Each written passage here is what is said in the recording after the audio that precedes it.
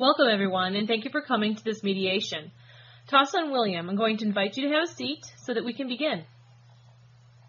Let's begin by discussing some guidelines that we're going to follow during this mediation process. So what are some guidelines or conduct do you think that we should follow during our discussion so that we can respect each other's time and follow and feelings in this process? I think everyone should tell the truth. Tassa?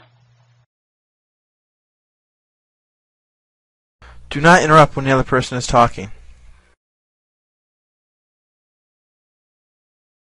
And I don't appreciate name calling. Do you agree?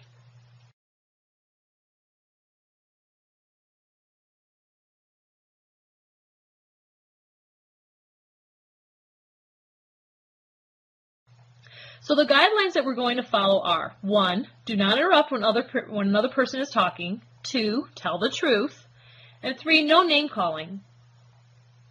Are we all in agreement that we're going to follow these guidelines during the mediation process?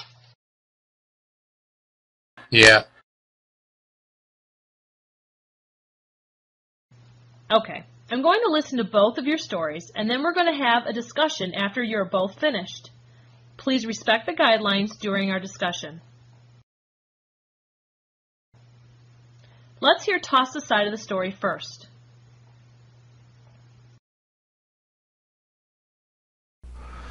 My friends and I reserved the community room to blow off some steam after a long week. When we got there, we noticed that William was sitting at the table working with Lisa, and we decided to let them stay, since we weren't really planning to use the table anyway.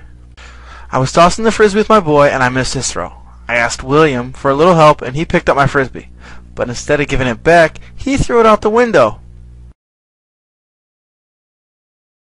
It made me upset, but we had a backup frisbee, so I let it go. Then the second frisbee sailed over to the other side of the room, and William threw it outside too. At this point, I was pretty upset.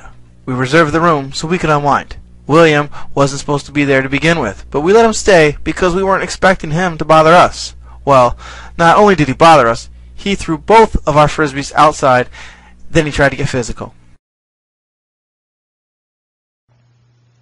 And then what happened?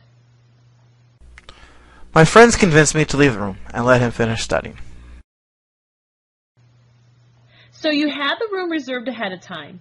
William was in the room working when you came in, and you figured he was not in your way. So you decided to begin playing frisbee in the space. William took both of your frisbees and tossed them out the window. He tried to get physical with you, and then you decided to leave. But I wasn't happy about it. That was obvious. No interruptions, William.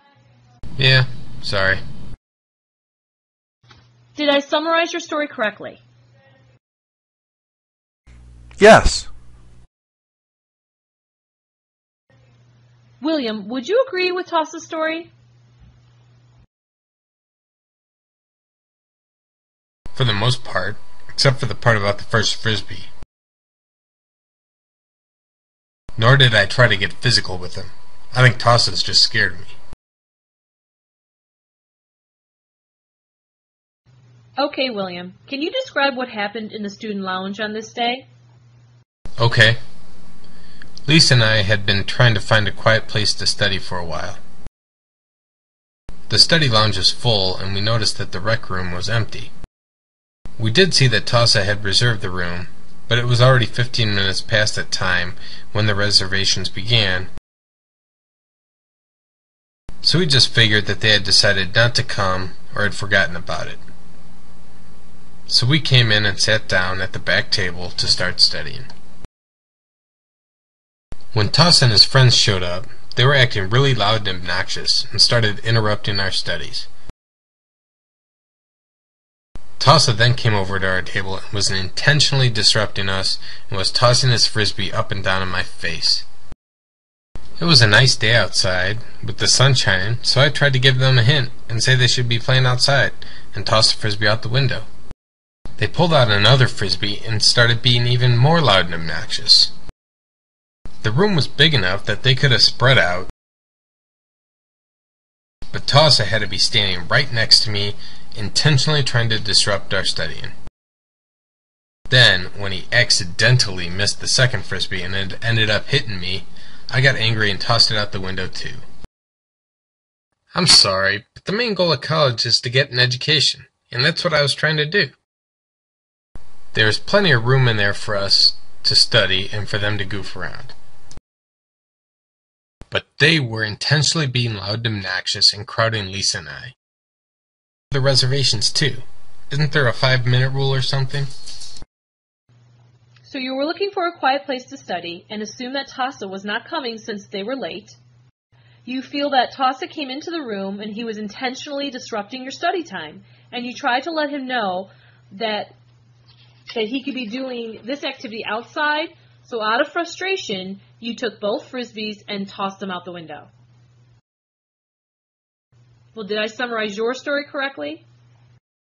Yep, that's pretty much how it happened.